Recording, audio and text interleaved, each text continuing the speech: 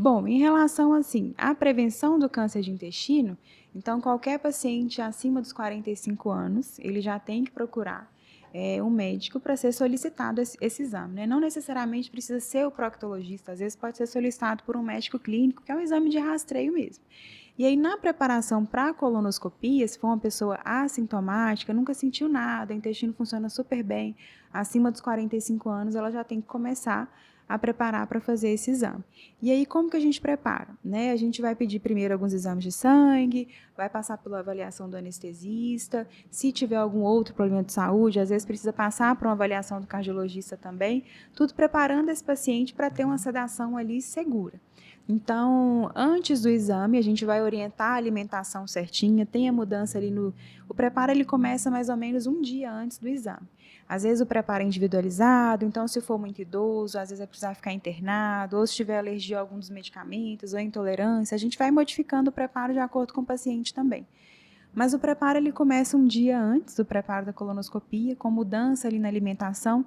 Então a gente não vai poder comer nada com resíduo, não vai poder comer nada que vai ter uma digestão muito demorada, porque o intestino ele tem que ser limpo para o exame que vai acontecer no outro dia. E os medicamentos que a gente vai tomar têm todos esses objetivos. Então, é um medicamento que vai estimular o movimento do intestino, para às vezes tirar aquelas fezes ali que já estão produzidas, e depois um outro medicamento para estimular a mesma diarreia.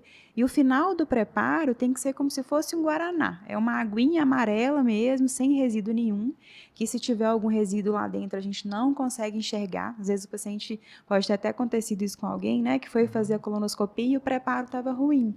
E às vezes fica chateado, mas infelizmente, se a gente fizer uma colonoscopia, né, até quem já fez mesmo, se pegar lá no resultado, que isso é um outro defeito também, a pessoa às vezes faz o exame e nunca mais que volta para conversar o que deu, porque lá na hora a gente conversa por alto, mas às vezes não, se deu tudo bem, ótimo, mas às vezes deu alguma lesãozinha, ou não mostra nem a biópsia, ou esquece o que o médico falou ali naquele momento de ansiedade, ainda está um pouquinho sonolento pela medicação, né?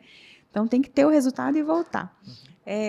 E aí, quando ela for olhar e tiver lá um preparo inadequado, então esse exame ele não está suficiente para fazer um rastreio, para fazer a prevenção do câncer de intestino. Não foi apto. Não foi apto. Então eu preciso do intestino bem limpinho para conseguir olhar de forma minuciosa se tem alguma lesão.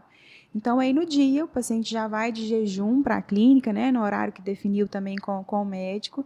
Lá no local ele vai trocar pela roupa do local, vai ser puncionada uma veinha, que é igual quando a gente vai tomar um soro ou alguma medicação mesmo.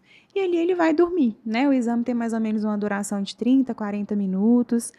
Às vezes tem um pouco mais de dificuldade de a gente chegar até o final do intestino, se a pessoa já passou por alguma cirurgia antes, ou se já foi operada mesmo no intestino, às vezes tem algumas particularidades que é um pouco mais difícil chegar até o final. E se encontrar também alguma lesão, né, demora mais um tempinho para a gente poder retirar.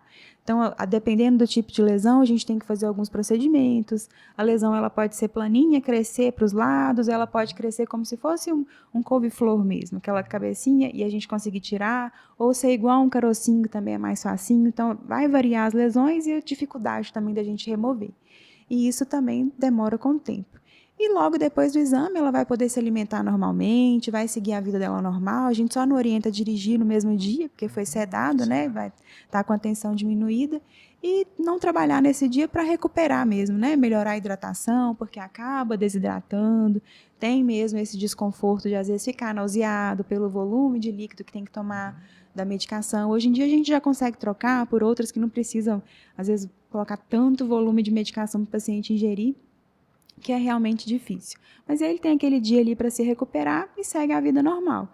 E não é um exame que você tem que fazer ele anualmente. Então, se você fez esse exame e está normal, não encontrou nada, você tem um intervalo ali que você vai definir com o seu médico, que às vezes você pode ficar até 10 anos sem repetir esse exame.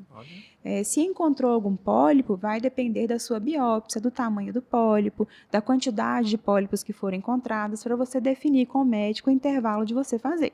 Que acontece muito também. Às vezes chega uma paciente com a média assim, de uns 60 anos, você questiona se ela já fez a coluna, ela fala que fez. Aí quando você pede para trazer uma colonoscopia de 15 anos atrás e que foram encontrados pólipos grandes, às vezes com alto risco de no futuro desenvolver um tumor ali, porque ela não fez o segmento, o acompanhamento daquele pólipo. Então, essa prevenção está inadequada. Também não é só fazer uma vez e nunca mais voltar.